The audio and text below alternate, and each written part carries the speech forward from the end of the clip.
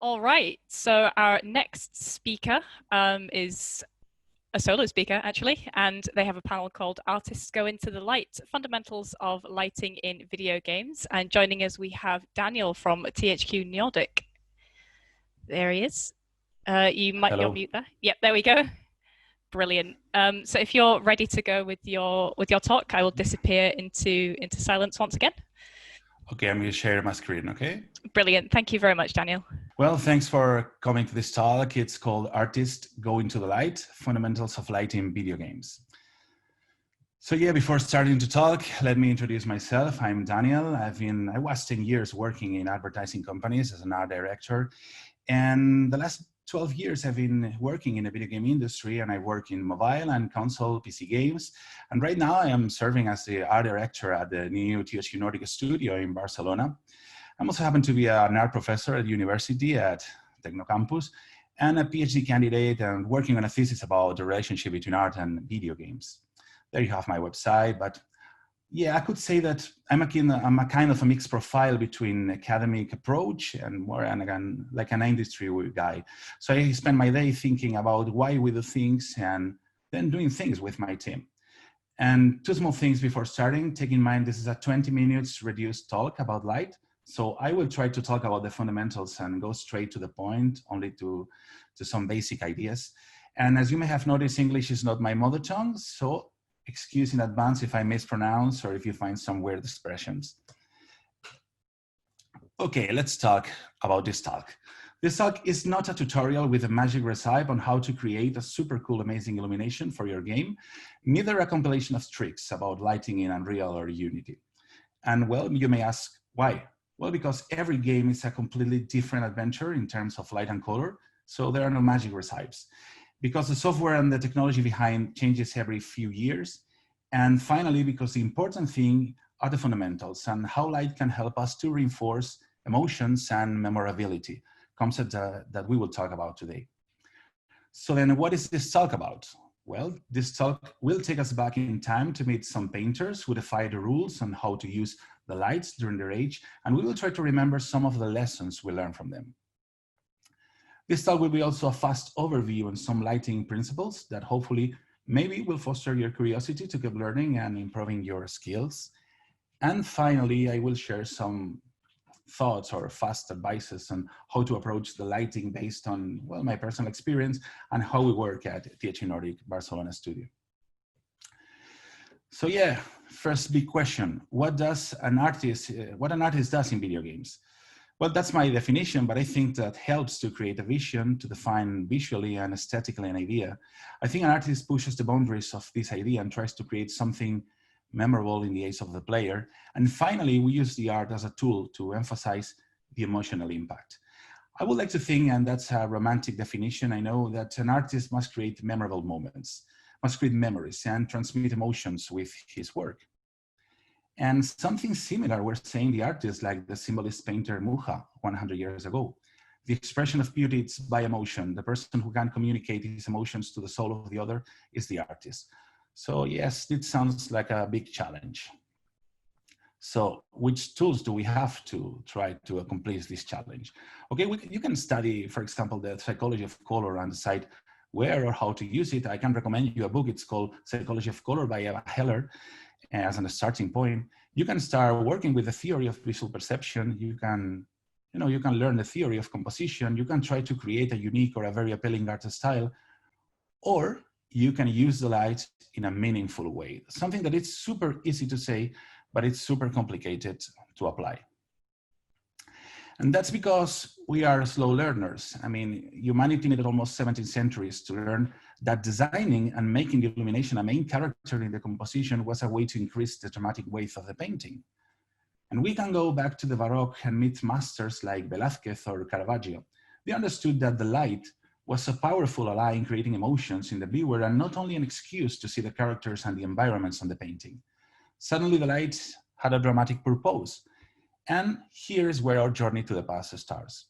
Okay, the first step is obviously the Baroque age. Let's take a look at this image of Velázquez called Apollo in the Forge of Vulcan. The important thing here is how the painter is designing the light of the scene in purpose. Look at the Apollo's crown of mystical light. It's a light, but it's not affecting the rest of characters. Instead, he is choosing to use a light angled from the left to illuminate the figures and separate them into layers of perception. Another interesting decision he took was not painting the light coming from the incandescent piece of metal between the characters, or not using the light coming from the forge in the background. But talking about, design and light, we should meet Caravaggio. This painting is called The Culling of St. Matthew. The Italian painter was a master of chiaroscuro, and he used the light and the shadows in a very, very dramatic way. Very high contrast, almost no mid-tones, only this mystical ray of light coming from outside that crosses and illuminates almost everything. This is Jesus telling Levi that his turn to be named apostle has come and they should follow the light. I mean, they understood the light almost as a binary thing. It's like 1 to 0, it's light versus darkness. On the contrary, the Romantic painters were all about softness and subtle shades of color coming from the sky. Let's take a look at this Frederick painting. The light is diffused and helps to create this cold, but at the same time peaceful mood. They played a lot with the contrast of scale and shapes, but they understood how the light coming from the sky could improve the mood of their sublime paintings. Now the shadows were not black. Suddenly they were tinted by the color of the sky. The next step on the evolution were the Impressionist painters. They were obsessed with understanding exactly how the light worked and the way it affected the different surfaces. Look at the green shades in the blue dress of the lady with the umbrella in the Monet painting. Those shades are nothing else than the light reflecting the color of the green plants of the ground. So they decided to think about modern concepts like reflecting light, subsurface scattering, transmitted light. In other words, they were the grandfathers of global illumination.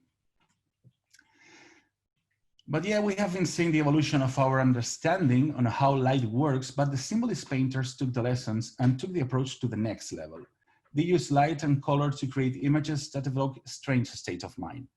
Mucha, for example, creates this gloomy and waveless atmosphere, controlling the light and the color, and it's like a dream and doesn't need to have a realistic use of light sources. It's not important where the light comes from or if the composition has multiple lights. The painter now understands exactly how the light works and is designing the light setup for creating emotions in the viewer, and he doesn't care about being accurate or realistic. The important thing here is creating the right mood. And the story goes on, and for sure we can find lessons learned studying the classics in modern films, TV shows, pictures, magazines, and of course, interactive productions like video games. So yes, you may ask, you could say, okay, I got this, I know where we come from, but how the light can help me in my game? Well, sure, there are more aspects, but I would like to stick with those 3. A good light design can help you in perception, mood, and believability. So let's talk about perception. A good light can help us to identify shapes, illuminating them complete or partially. Also can help to hide details in the intermediate light zones or in the darkness. And finally, can help us to separate shapes from the background and create layers of perception. Look at the alien in the picture. The important thing about him is his shape and how he's separated from the background. The light coming from the right upper corner is working as a field light to uncover some of the skin details, but if you think about it, almost all the details are hidden. They, the creators of the alien, wanted us to recognize the xenomorph shape, not the small veins or the muscle details of the monster, just the symbolic and powerful shape of the alien. So in summary, the light helps us to perceive and distribute layers of information. And this is a moment where you can start asking yourself in front of your light design, what do I want exactly to show? And even more important, what do I want exactly to hide? It's more important the global shape, or they are more important the details. The next big concept, it's the mood. The light can also help with creating tension, love, melancholy, sadness, fear. We can define a mood for our scene with the right design of lights. And this mood can have a strong emotional impact in the viewer and can be more important than the light coherence or the realism. For example, take a look at this picture of Skyfall. It's fulfilled with melancholy and sadness, the diffuse light coming from the sky, almost no shadows, and the composition, it's the classical man versus nature, men confronting the inevitable destiny. This is not so far from what the Romantic painters were doing 200 years ago. It's almost the same approach, it's pure Romanticism. And talking about mood, related to the idea of mood, we should talk about continuity. And yeah, this moment when you start thinking about Should we have light continuity between shots or between environments? It's more like an artistic decision. What will happen if I break the continuity? Well, there are different schools of opinion here, but I tend to think that doesn't matter where the light is placed or if it changes from shot to shot, as long as it doesn't break the mood. This should be an artistic decision, a completely artistic decision. But let's take a look at one of the classical and most used examples of light continuity in movies, okay? This is coming from The Lord of the Rings, and I'm sure you've seen this example a lot of times before. Here, the light continuity is completely broken. Please take a look at the moon, the light coming from the moon. This is the video. The light from the moon sometimes it's behind Frodo, sometimes it's in front of him backlighting his friends, and sometimes it's on the side.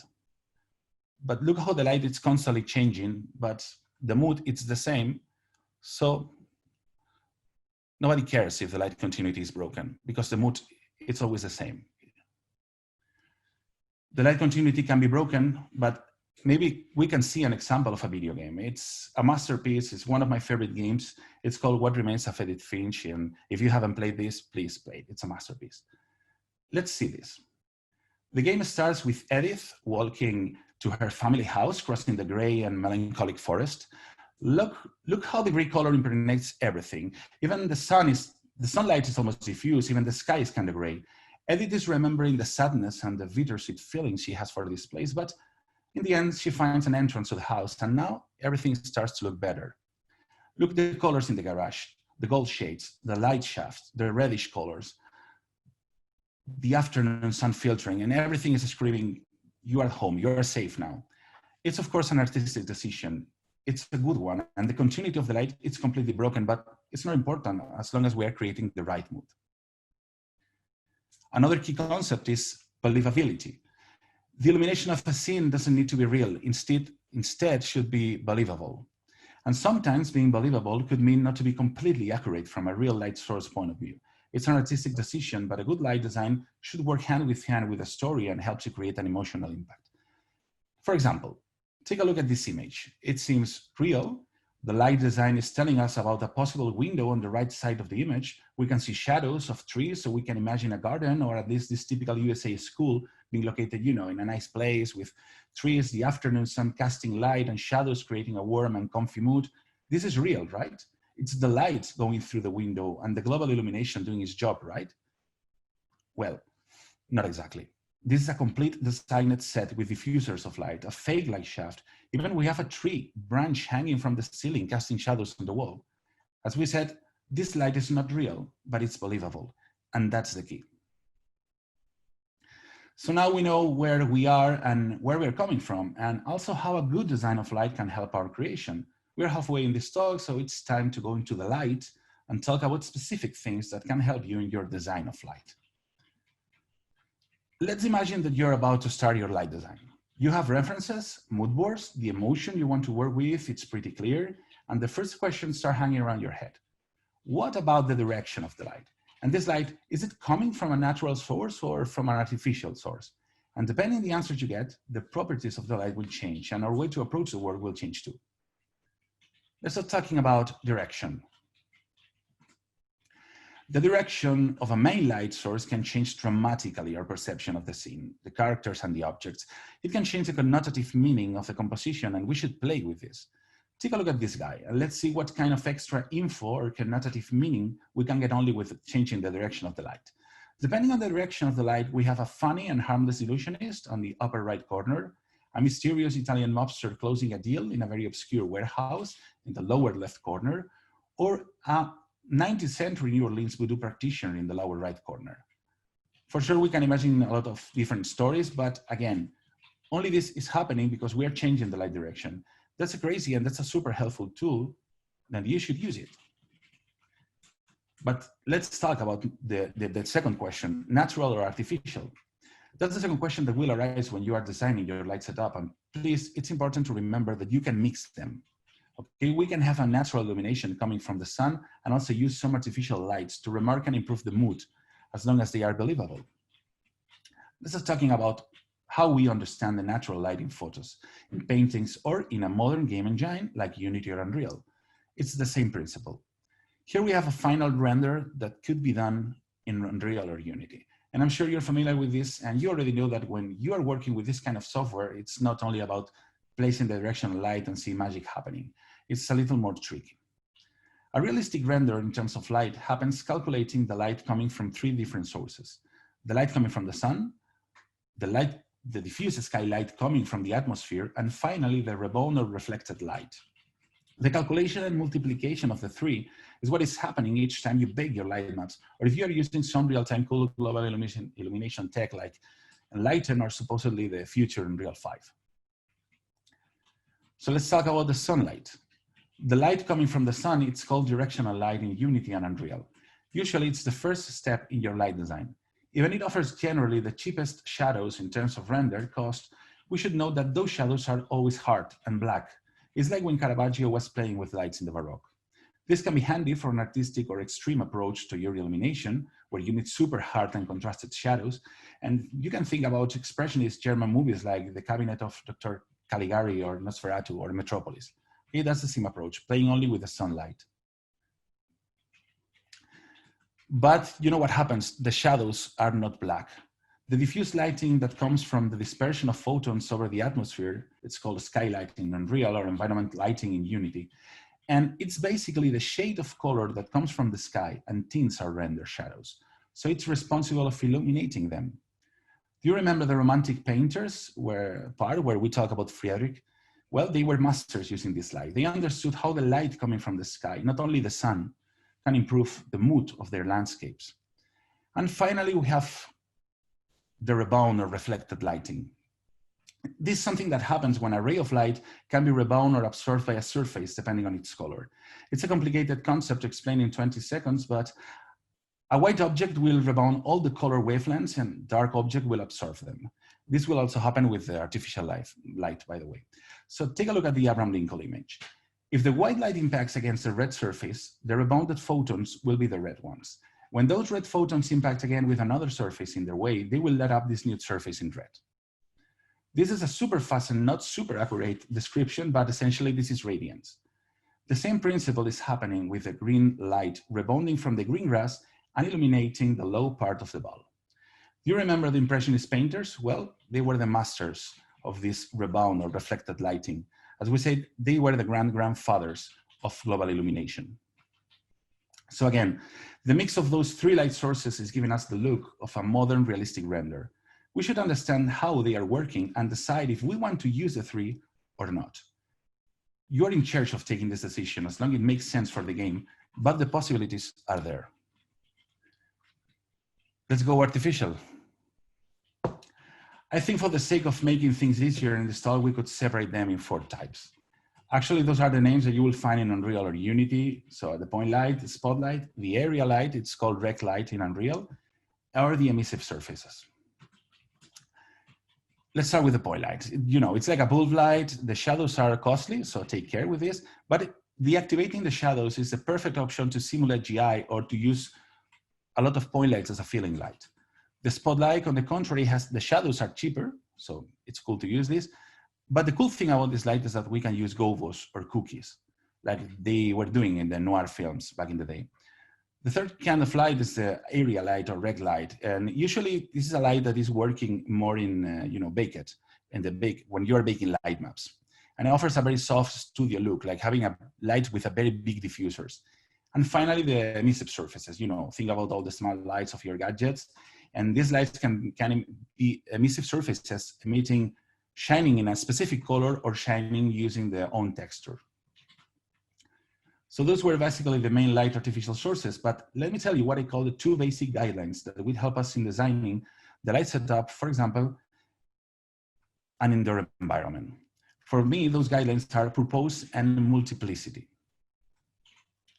If we are designing the light of an indoor environment, we should start thinking about the purpose of the space. How the people are using the space. Is it a functional office? Is it an underground corridor that connects 2 torture chambers? We should find a believable purpose for a lighting design. Let's take a look, for example, at this living room. It has different point lights coming from the ceiling and also in the mid-level with the intention of creating this comfy and pleasant mood. The light is yellow to reinforce the home-like feeling, same way they did in What Remains of Edith Finch. And also the light is projected against the wall to soften the brightness and the shadows. Something completely different in this kitchen. In this case, we are looking for a super functional diffuse white light with almost no shadows, because a kitchen is a workspace where you have to see perfectly the shape and texture of the food if you don't want to cut off your finger. So it's important to control the shadows. And this takes us to talk about the truth about artificial lights, is that we use a lot of diffusers to soften the light and the shadows. Because the light of some artificial lights is so strong, so bright to look at, and the shadows are so hard that it's not a pleasant to see. So in the real life, we use all kinds of diffusers and techniques to soften the shadows and light. The good news is in Unreal or Unity, you can do a lot of tricks and change the intensity, the range of the light, and also deactivate shadows, or even change the shadow opacity for each of the lights. With all of this, you can even simulate global illumination light over surfaces. And speaking about tweaking each of the lights in the scene, we arrive to the second and last key concept, the multiplicity. In other words, we need to learn how to manage an environment with dozens of light sources reflecting and creating shadows, and understand this can help us to create different ambience in the same scene. For example, let's take a look at this restaurant. We have a lot of different light sources: point lights with diffusers, spotlights projecting against the wall, light coming from the ceiling in the kitchen, emissive surfaces, LED lighting. But the important thing is that they are using all of those lights to create three different moods: the fancy concert hall in blue, the comfy restaurant in yellow shades, and the white and functional kitchen. Sounds good, right? We can play with a lot of lights, dozens of lights, but you know that, not so fast. Playing with dozens of lights, creating different ambience in your scene comes with a performance cost. I know that today all of us, we are used to use deferred lightings, and we can manage a lot of different lights in the scene, but it's important to decide which lights will cast shadows, or even if it's okay to use all of these lights.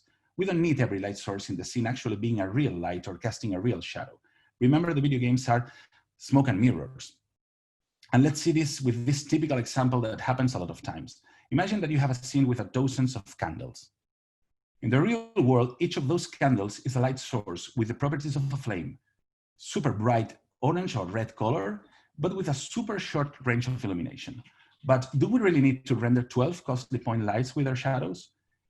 What about placing a unique point light in the middle, deactivating the shadows and adjusting the range and intensity? The player will see what it wants to see, so the illusion will happen. We are respecting the mood, we are presenting believable light, but using only one point light without even casting shadows. So yeah, the video games, this is super simple demo, but you get the idea. It's all smoke and mirrors. And all the talk has been fulfilled with small advices and ideas on how we approach the light at the THQ Nordic Barcelona studio, but let me share with you some final thoughts that have helped me and the team each time we need to design the light of a game. First step, good mood boards, and studying solid references is key. Creating good mood boards with light and texture reference. They should serve as a mantra, as the guideline every time you lose the track of the emotion you want to transmit to the viewer. Look for inspiration far from video game. I mean, there's a big world out there. Study the fundamentals, the classical painters, read books, movies, comics, architecture, magazines. As wider road your own iconography, the better the results you will get. Analyze the environment you will be working with and create a prototype. Create a mise-en-scène. This is a concept that comes from the theater, but you can create a mise-en-scène of all the elements if it's needed. Also, block out using 50% gray as a color texture can be handy to start prototyping your game, your light setup in your game. And ask yourself questions constantly. What do I want to show? What do I want to hide? Is this design guiding the player? Where the light is coming from? Is the light helping the narrative, or is it playing against the narrative? And finally, all the rules are there to be broken, even the ones I told you today. Picasso only went to Cubism when recreating the reality in the most perfect way you can imagine started to make no sense for him. He needed to break the rules and destroy all what he knew to advance and create something different, something better. So if the game needs something crazy, and after a process of thinking and a profound reflection, the decision goes for breaking the mood, breaking the continuity, breaking the purpose, and you know exactly what are you doing and why are you doing this, then go for it. Break everything you want to break. And that's all. Thanks for being here today. I hope this small talk about fundamentals of light could be handy for you if you are developing your own game. I always love to see cool work from people when I have time, so feel free to send me your work and let me see what are you doing with the light. Thanks. Gracias. Perfect. Thank you so much for that, Daniel. That was a really cool insight. I don't think I've seen a panel recently that is such a hard focus on one aspect of game design. So thank you for that. Have you got time to stick around and answer a couple of questions in the Q&A section? Okay. How has the ability? Yeah, sorry. Okay, we can start with the last one, for example. Okay, yeah. How has the ability to implement ray tracing techniques affected your creative limitations? And do you have more tricks to play with now? Yeah, of course, plenty of tricks right now. I mean, it's the dream come true, right? Having ray tracing techniques with global illumination real time. I mean, the future is bright. Until now, I've been testing things. We have been testing things at the studio, but yeah, I'm not sure if I can share this, but let's say I'm super excited with the future, with the new Unreal and new techniques of real-time global illumination. I mean, this can be a really game changer. Because, you know, when you're doing a video game, the worst thing that can happen are the baking times. So for me, ray trace, yeah, sure, it's the future. Absolutely. Okay, so as with film, can tactical lighting cover a multitude of sins? Thinking about the T-Rex scene in Jurassic Park being a nighttime shoot with a single strong light source. Mm-hmm. That was the end of the question. Yes, I think the first question. Yes, yeah. I always say to the team or to my students at university, I mean, the light can help, can illuminate things, but also can hide things. I mean, let's play with this. I mean, you can decide which part of the environment should be lighted, which parts should be in the dark, and those parts in the dark probably you shouldn't work as hard in those hidden parts, darker places. I mean, use the light to illuminate the most detailed parts of the environment, the same way they did with the T-Rex. I mean, your example, it's great. So yeah, definitely play with the light to hide the bad things and light the good things. Absolutely. We've got a couple more coming in now. We've got designers will often use light to motivate character movement, highlighting an area of interest by illuminating it prominently. How do you ensure that the demands of the gameplay don't interfere with mood and immersion? That's a big question. That's a typical fight between design and art, right? I mean, yeah, I think that there are different kinds of game. I think there are games that need to be game and design oriented, and games that are artistic oriented. But when the key is to work hand with hand with the design team. I mean, when I try to create a new illumination for a scene, I always like to take the lead of design and discuss with him. And when we arrive to a common point, then we can start digging. But yeah, there's no magic recipe on this. Start with your the lead of design, and me as an art director, he as a lead designer, and we will find a way. Okay, we've got another fresh one coming in right at the end. How does a monochrome color palette change the way you approach lighting a scene? Is there more emphasis on your department to generate visual excitement? Yes, actually, that's a good question too. Well, a couple of years ago, I worked in a video game that was completely black and white, and actually gave a talk at GDC about exactly this topic. Yes, you need to push the visual, the visual rhythm of the scene. You need to play with the rules of the visual rhythm, and we did back in the day. We prepared the scene, this monochrome palette scene. We were pushing the post-process effects sometimes, and we were done, rising down the effects, and we tried to create constantly a rhythm. And yes, my advice, if you are working on a monochrome video game, study the noir movies. Okay, start studying the Caravaggio paintings, for example. If you put these paintings in black and white, then suddenly you have a noir movie. It's always the same. I mean, go stream and look what Fritz Langs were doing with the lights. I mean, it's amazing how they were playing with the lights to emphasize the feeling, not the realistic part of the light, only the feeling in the viewer. Just something I just thought of leading on from that. If it was the other end of the spectrum and you were maybe designing a very bright and colorful and sort of aesthetically pleasing game, is there any techniques that you can employ to sort of heighten fear or any negative emotions that you would want to have in that game? Can you repeat, please? Because I lost your sound. Yeah, sorry. sort of flipping that on its head, if you had a game that was stylistically quite different to a sort of a monochrome game, it's very colorful and bright. Are there any techniques that you could bring in to convey sort of darker emotions in a very bright and pleasing game? That's a tricky one. So having a very bright and colorful game, but you want to express very dark emotions, right? Yeah. Well, that's complicated, but I think we should study the symbolist painters then, because they were using a lot of crazy colors and color schemes, but the topics we were talking about were actually pretty hard. But yeah, I don't have a trick for this. I mean, there's no magic recipes, right? I mean, the magic recipe is to sit down and study the things you want to work and look for solid references. I mean, it's one of the advices. Prepare yourself, look for a lot of information. But no, I don't have a magic recipe. Sorry for this. And that's absolutely fine. It was something I thought about. Another question I have as well is what are the games that sort of have inspired you over the years? Like when you were getting into designing lighting, what games really stood out for you as inspirations?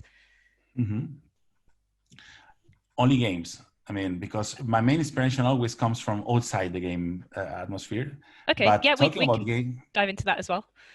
No, but talking about games, I mean, I tell you, it's in the recent years, but I was overwhelmed when I played What Remains of Edith Finch. It's one of my favorite games, and I think what they did with the color was amazing. It's a masterpiece. But taking back, again, I mean, I come from a very academic background. So for me, the Masters of Light is Velázquez. It's a Spanish painter. For me, it's one of the most important painters of history, and also Caravaggio. And the Impressionist painters, it's amazing how they discovered all of the modern concepts that are in the global illumination thing. They were discovered, these crazy guys that were trying to create paintings with little dots of light 2,000 years ago. I mean, my references, I have a lot of references in movies. For example, I love what Roger Deakins does in the movies. Roger Deakins is the master of the silhouettes and the shapes, and I don't know. I have a lot of reference. I'm a fan. I'm a fanboy of a lot of different people. So yeah, I can imagine you draw inspiration from just everywhere you can, really, if you're looking for it. Yeah.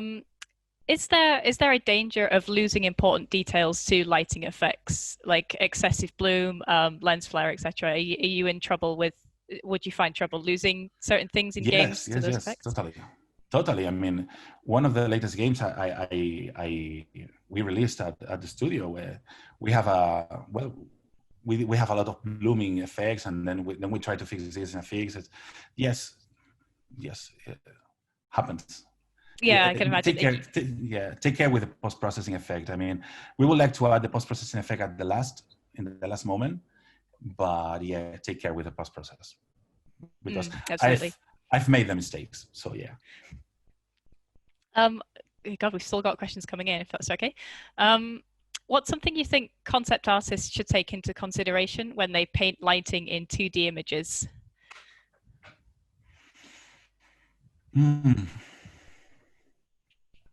I think a concept artist should have a technical background. I mean, I think the best concept artists are people that they are used to work with the engines, and they know what we can do and what we cannot do in real time, because sometimes the concept artists, they create something amazing, something super beautiful. I mean, I've been there. I mean, when you start on paper, everything works. But then when you try to translate this to the game, something happens. So for my best advice is, okay, you're a concept artist, so dig in Unreal, dig in Unity, learn how light works in the real-time engine, because in the end, your work will be there. So you need to understand how it works. Yeah, for sure. With 4K HD and standard definition to consider, as well as using different monitors and TV settings, is there one sort of ideal setup that you prioritize in development? And if there is one, why would you pick that? I don't know if I understand the question. With 4K HD and to consider, I don't know exactly what you're referring to this. Yeah, I'm not. It's an anonymous person, so I'm not sure who asked that. But yeah, I guess maybe what they're trying to say is that things will look so varyingly different between, I guess, like a standard 720p monitor and a 4K monitor. So is there something that you would, or an ideal technique or set of tools that you would use to create something that's visually appealing across different resolutions? I suppose that's how I would interpret that. Yeah, it could be. Well, I don't think there's any ideal question for this answer. I mean, every game, when you start working on a video game, of course, you should take in care if the final render will be on a screen, if the player will be 2 meters from the screen or will be playing in a mobile game, how much the player will take on size on screen. But I've never thought about this. I mean, no, I don't have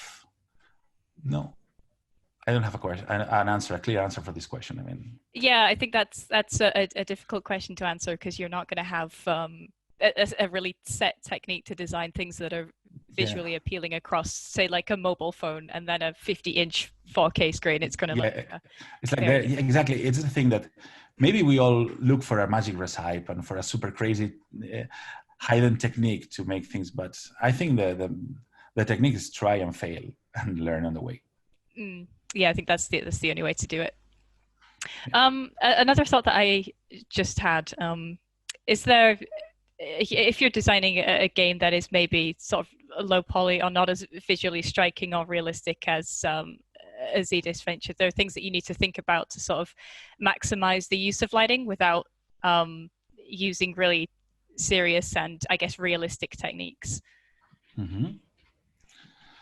I think, for me, it's different. I mean, you can work in a very stylized game, having a render that is not maybe PBR, so you are not aiming for super crazy realistic render textures and these kind of things.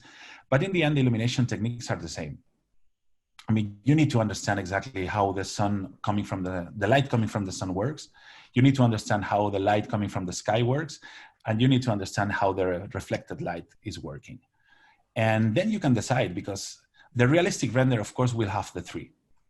Okay, we have the three, the light coming from the sun, from the sky, and from the reflected light. But you're not forced to use the three. I mean, if you are doing a crazy stylistic noir game, you can only play with the direct light. Or maybe if you need something super soft, maybe you can play only with the skylight, because it will be soft shadows and this kind of tint that change everything. So I think that the basic is to understand the fundamentals of the light, and then you should decide. I mean, it's what I said. All the rules that I explained here today, they're there to be broken. You only need to understand what are you doing. Yeah, absolutely. There's no real set toolbox or an instruction book for what you're trying to achieve, I suppose. Has anything sort of gotten easier over time? Like the things that you had to emulate that might have been, or the techniques and lighting techniques that you had to emulate maybe in games in like the late 90s, early noughties, is there anything now that you can emulate more realistically now than you could maybe 15, 20 years ago? Yeah, of course. I mean, I remember when the games only had one light and only one shadows coming from one light. Now we have techniques to render shadows of 20, 40, 60 lights. The deferred lighting is magic, and the future Unreal 5 or the future Unity or the future techniques of lighting will be crazy. I mean, we are trying to emulate the real world. But, my concern with this is as much as we approach to the realistic illumination, we tend to use the realistic illumination on everything.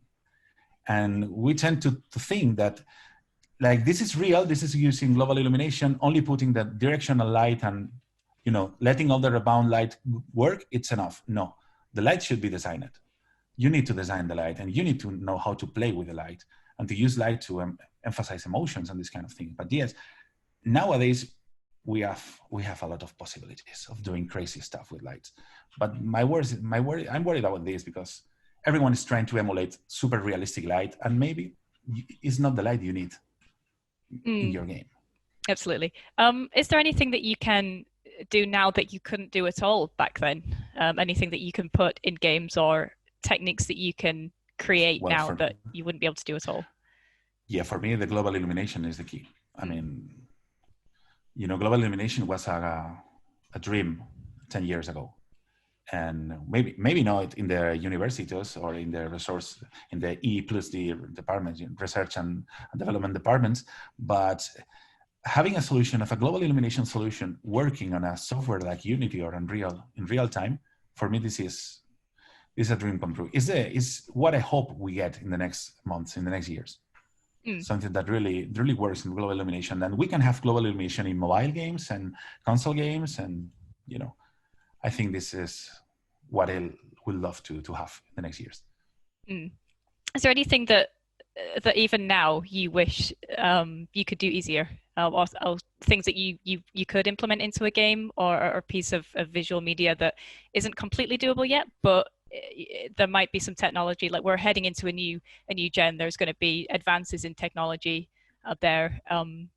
The question is this: it's a global illumination. I mean, we are in this point of, the global illumination, the impressionist painters, it's like they understood how to apply this global illumination in the paintings, and now we are in the verge of doing this possible. I mean, with ray trace, with the new Unreal 5, with the new technology, maybe in the future this won't be a dream, will be reality. So yeah, that's my question.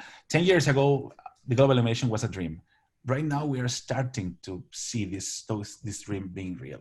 So absolutely, I think the more time goes on, we're just going to see so many wild advancements in technology that we couldn't even imagine, I suppose. We just got another question in the Q&A from Victor saying, is there something to take care about lighting when developing for VR? A lot of things.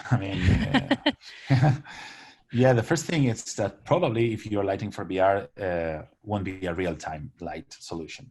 Probably will be baked light.